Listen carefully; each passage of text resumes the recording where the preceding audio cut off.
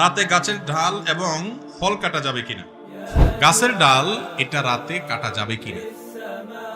আমাদের গ্রামাঞ্চলে অনেক মা বোন এখনো রাতের বেলায় কোনো ফল ফসল ছিঁড়ে না, বলে যে এটা ছিঁড়লে ক্ষতি হয়, সমস্যা হয়। এগুলো সম্পূর্ণ ভুয়া কথা, ভিত্তিহীন কথা। আপনার যখন দরকার তখন ছিঁড়তে পারেন, সেটা দিনেও হতে পারে, রাতেও হতে পারে। অনেক মা বোনরা এরকম আছে, আমি নিজেও দেখেছি, যে একটা লাউ ছিঁড়ে দিবে, ছেলে ঢাকা যাচ্ছে নিয়ে যাবে, বলে না না রাইতে এখন ছিঁড়া যায় না, একটু সকালে ছিঁড়তে হবে। এগুলো আমাদের মন গড়া মাসালা। কোরআন হাদিসে এরকম কোনো কথা বলে নাই।